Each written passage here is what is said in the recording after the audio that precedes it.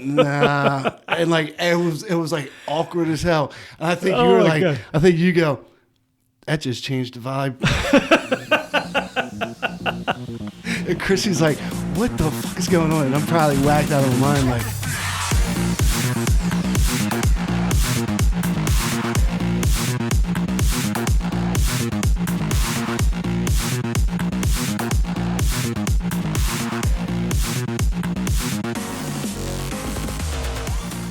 Welcome back once again to another episode of Inappropriate.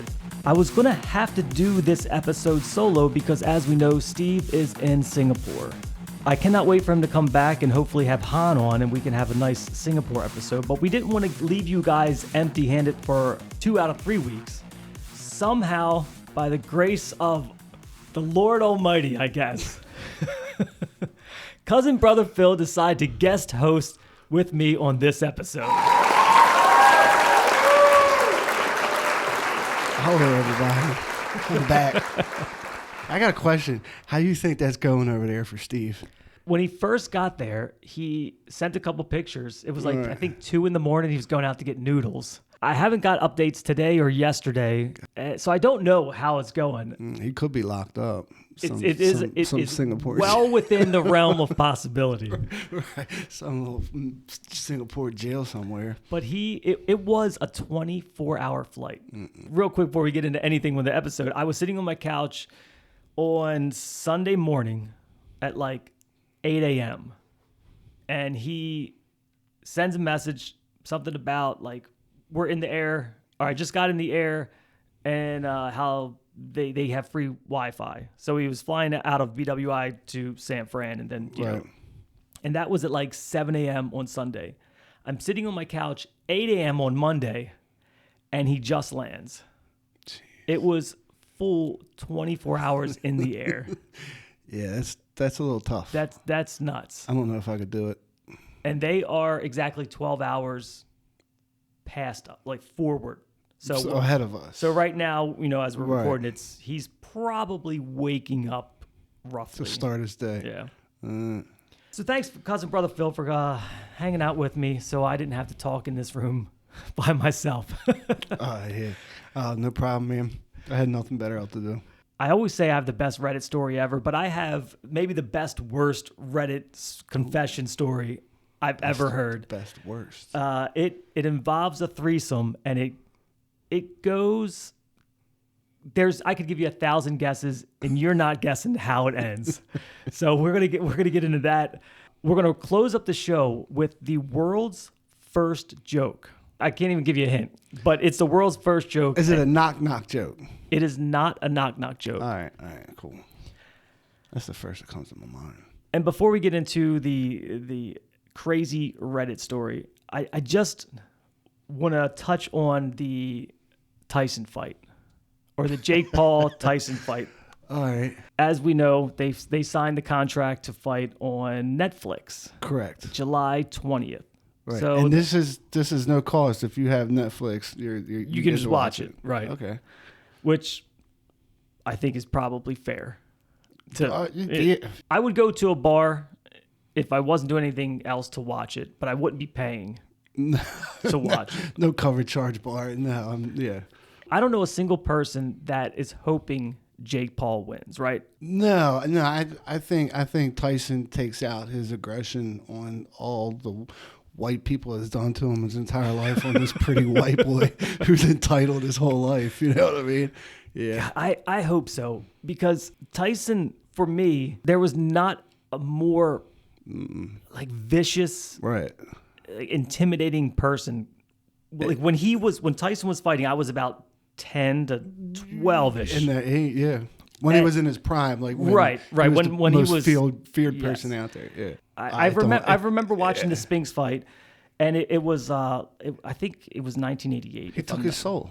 In that era, boxers were like more flamboyant. They had like the fringe, right. bright colors. Tyson, Jerry curls. He didn't come out with a fucking robe.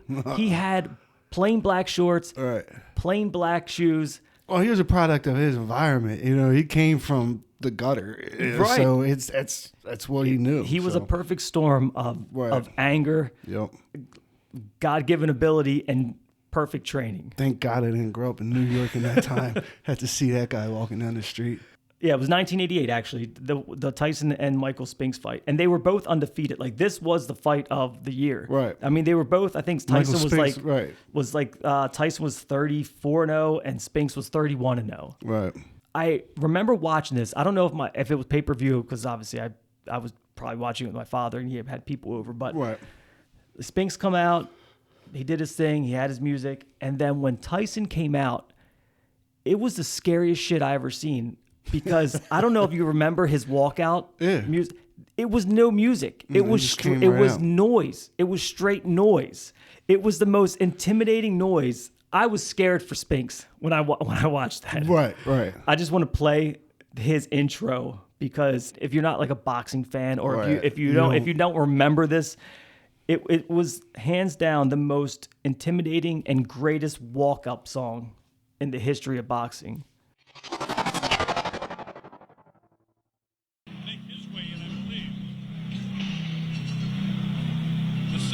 Deafening here in the arena, so I won't try to yell over it.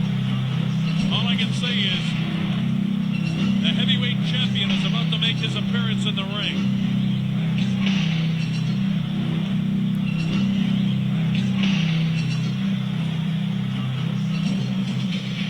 There's really no way that you can not be intimidated. Oh, it's now you can kind of relate it to the sound in like horror movies when something bad's about to happen. You know what I mean? Like it's that warning sound. Like it's interesting to note that Mike Tyson selected his pre-fight music just noise. Every once in a while you hear the clanging of chains. That's probably what's going on through his head. Right. You know what I mean? Like that's how crazy he is. But he's got he's like a beautiful mind too. It's the same thing. You know, you listen to his thing and.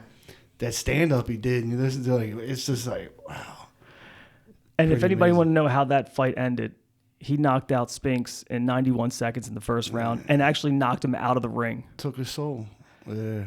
If Tyson can even find a glimmer of that, Jake Paul has no shot. First of all, you still have that old man strength. He's still Mike Tyson. He catches one time, might even kill the kid.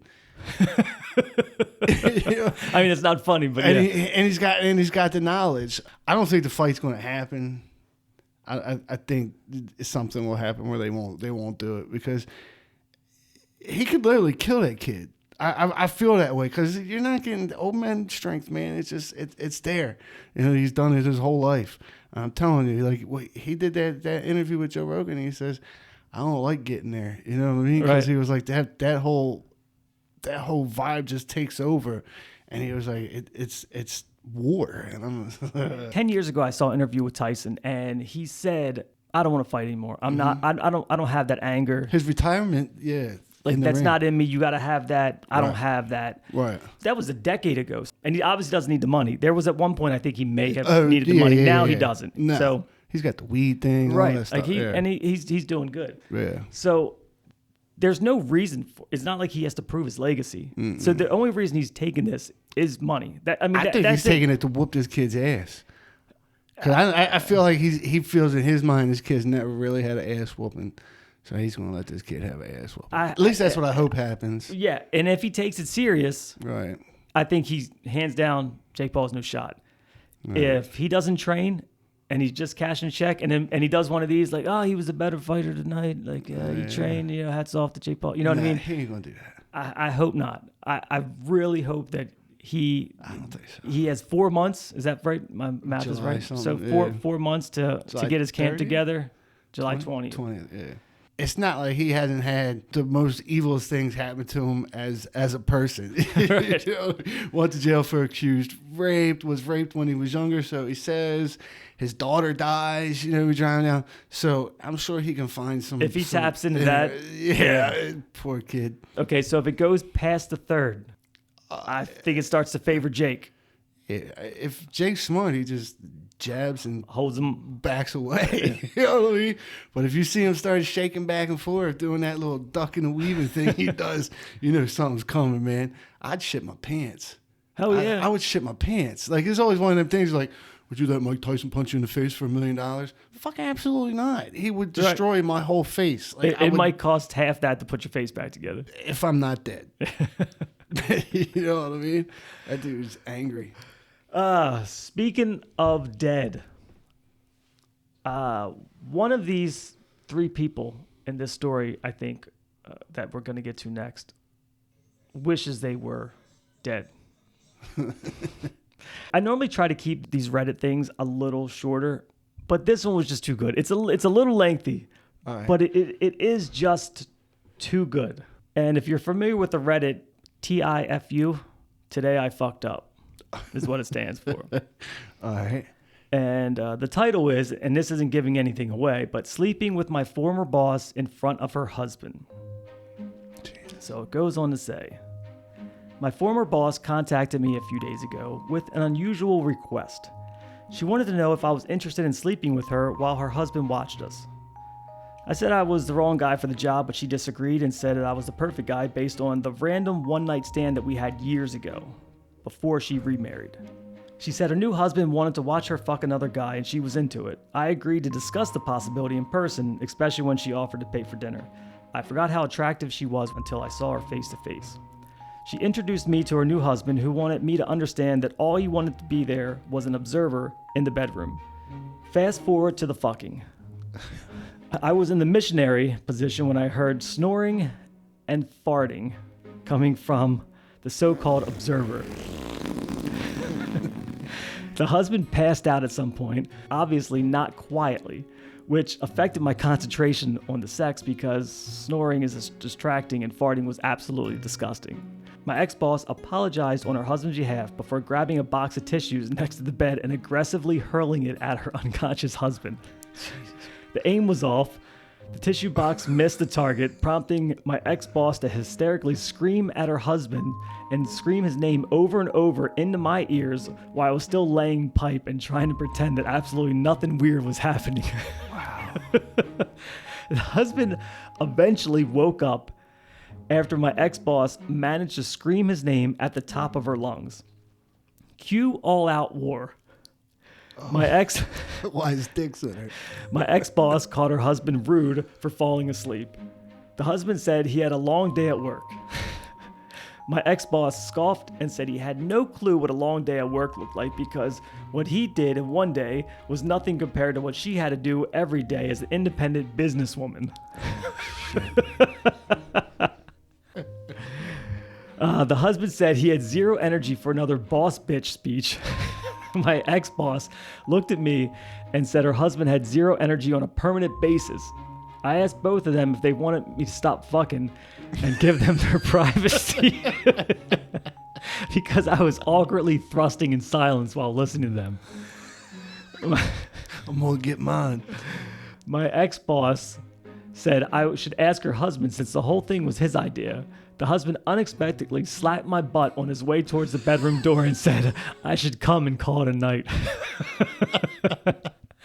Jesus. That's quite a scenario. Okay. Yeah. I just envision her husband's in the one chair in the corner. Right. And you just hear snoring and farting. Well, I mean, obviously he must not be that good at it either. There's probably some dull, boring shit not to keep the guy awake. You gotta that's true. You gotta keep him interested. You gotta be a top performer if you got an audience. I mean, have you ever just been that tired? What? That you just fell asleep, not necessarily during sex, but like I've at never that moment had you don't anybody care. railing my wife.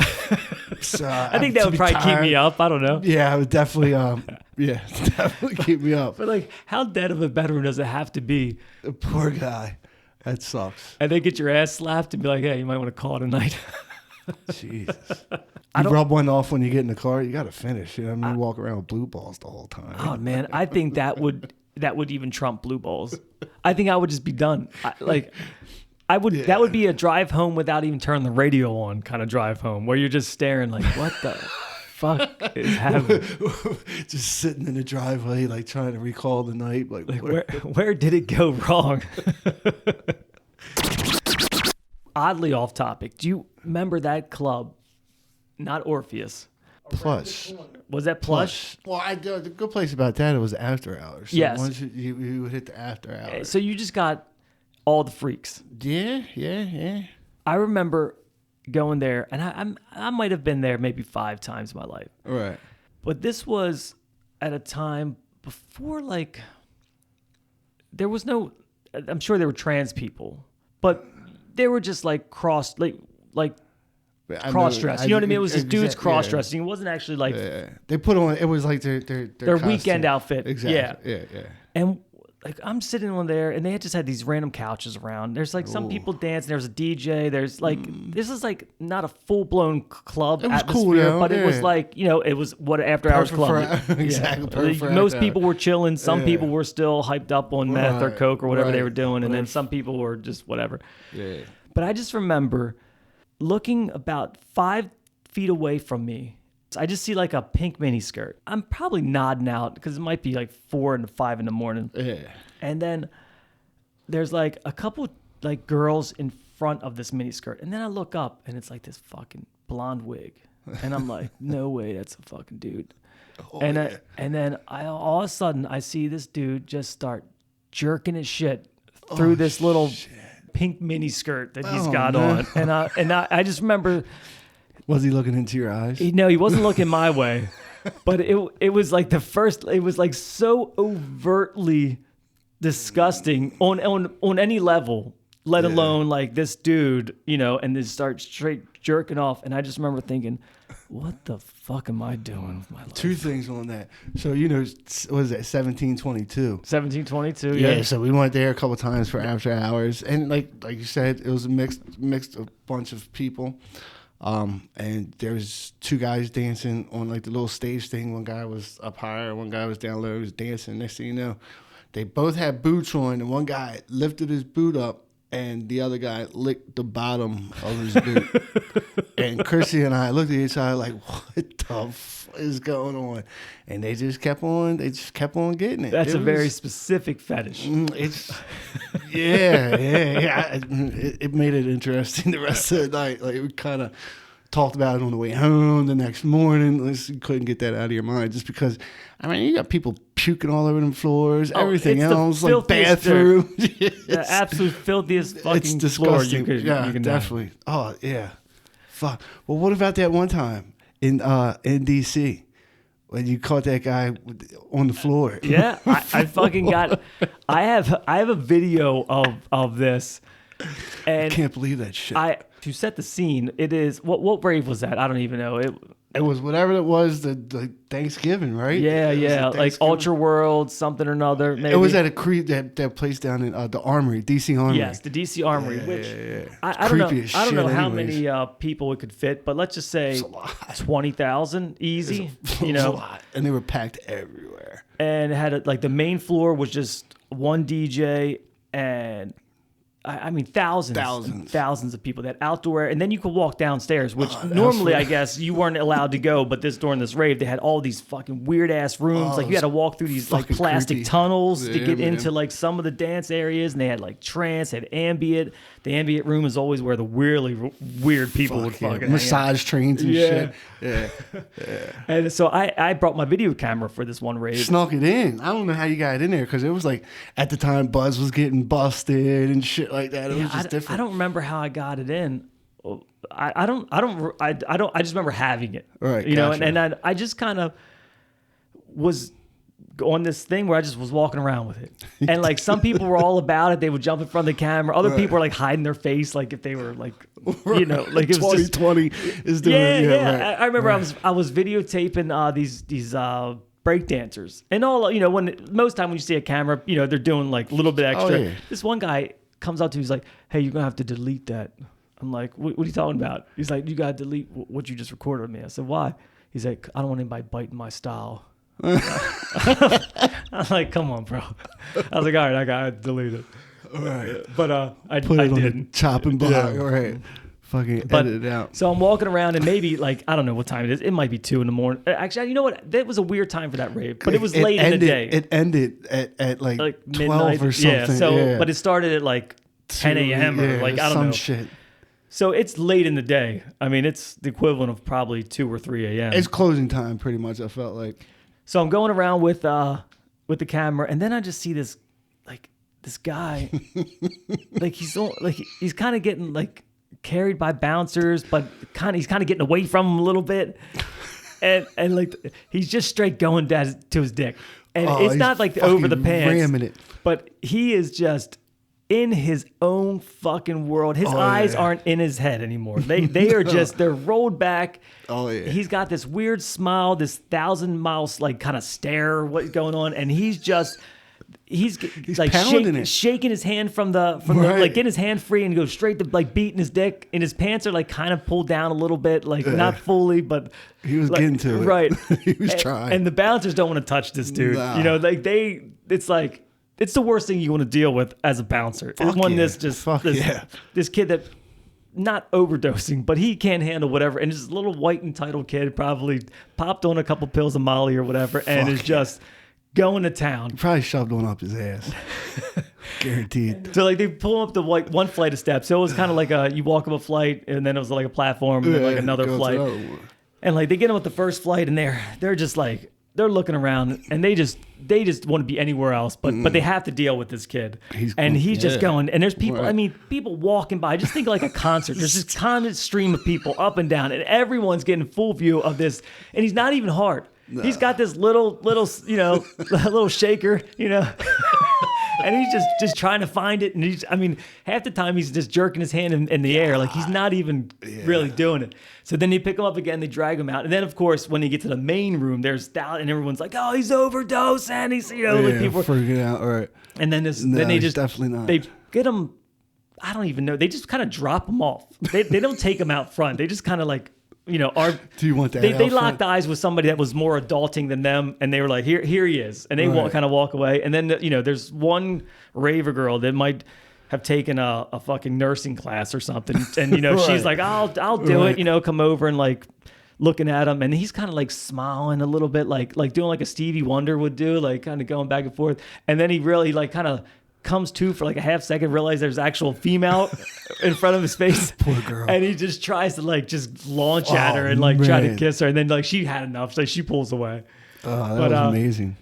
And you got it on film. I got it on. I should submit it to America's Funniest Home Videos or whatever. I don't know if they got the R-rated version. But I am in the process of converting all those. I think I told you before, like all our old house parties at like Drew's house, all the raves I went to, and all the like Woodstock tapes that I went to. Right. I'm converting them all over, and I'm breaking them up into like 10-minute clips. Right. And I'm going to start a YouTube channel and just dump all of that on there. So that'd be cool, man. Yeah, I was thinking about it today. Like our generation was the last. That's the last. Like that was. We had the best one, like to end it off with, because the ones after us, they sucked. 2000 and stuff like that. If you didn't grow up in the 90s, and I wouldn't say it was the best, because not a lot of people made it. That's very true. But the ones that did, man, they sure had a hell of a ride. It was cool because it was in that scene anyway, like the rave club scene, like you still had a lot of raw stuff. Like we were all still figuring it out. Like it wasn't very like.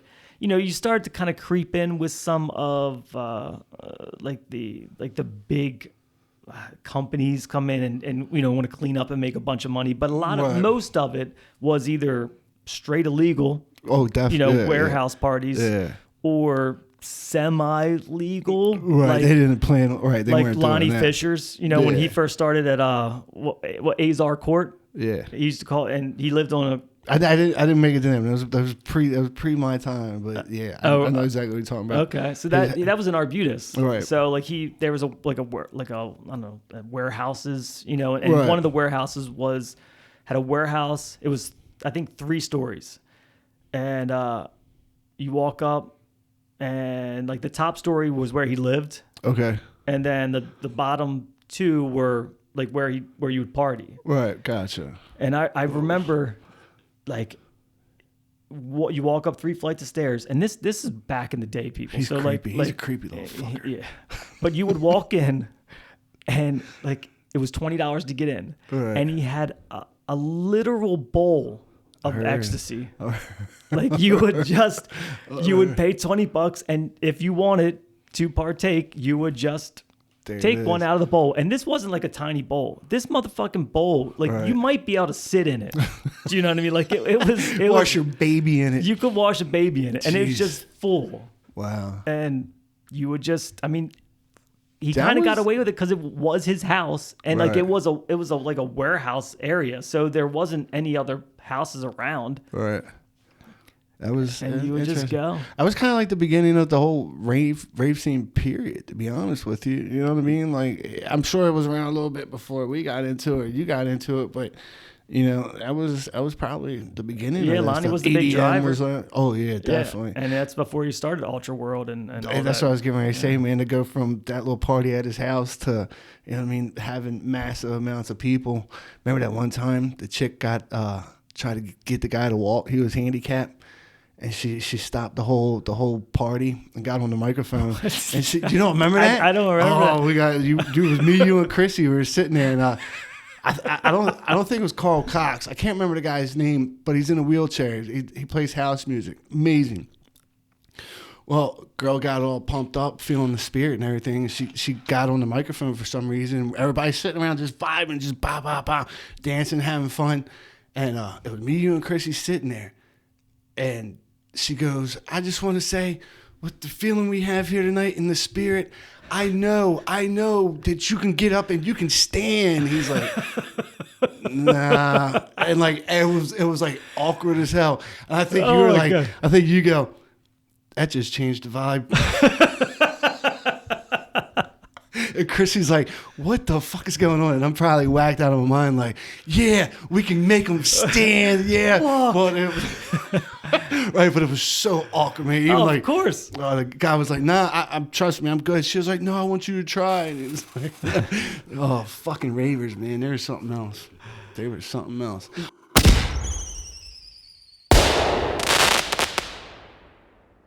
The world's first joke. When did it come out? When All right. was the first time? When was this? The oldest recorded joke dates back to 1900 BC. Jeez. In today's time, it's not going to sound exactly right because obviously they spoke You different got to back think. then. Right. Gotcha. But here is the first joke that was ever recorded. And it goes, something which has never occurred since time. A young woman did not fart in her husband's lap. That's the joke. So the first joke ever recorded was a fart joke. It was a fart joke. Which is, I mean, And it says the double negative throws in a bit of confusion, but the joke gets at a primary urge to hide certain imperfections from a romantic partner. all right. Yeah. So, I mean, if you kind of refreshed it in today's world, it still slaps. It's you know, like it's a guaranteed, fart yeah. joke. Fuck, I mean, yeah. 1900 BC. What's funny? Fart jokes. It was so important that that it's the first recorded joke. I mean, I'm ever. sure you're in Neanderthal days and cavemen would fart and somebody would get a chuckle. Yeah, out. yeah. Yeah, farts are just always Exactly, funny, yeah, and that exactly, proves it. exactly. Farts have always been funny and always will be funny. From the beginning till the Right, end. that's it. You know, makes everybody laugh. Well, so we got off the rails a little bit on that, but I think that was fun. You go with it sometimes. That's it. Yes, sir. I appreciate Cousin Brother Phil for coming in and Cousin stepping Brother in for Phil. Steve. Definitely. Because Thank you for having me. It's not an easy job to be one of two in a room. It takes a special person. Steve's got to be the tallest person over there, right? Probably by about 3 feet. Gotcha. All right, cool. You might not fit in a regular jail cell then. So yeah, that should be a pretty good fun episode when Steve comes back. All right, guys. Again, thanks for hanging out with us. One more time, come back next week, and maybe Steve will be back, assuming he has a safe 24-hour flight back home. And follow us on Facebook. And if you're feeling froggy, share the podcast. I'm Jim. Cousin Brother Phil. See you next week. Cheers. I was born to be a fighter, had these dreams and desires. I would be something better, energy, got a fire in my soul to keep burning, a pain that keep hurting, a curse is emerging, feel the thirst, keep on working, I won't stop.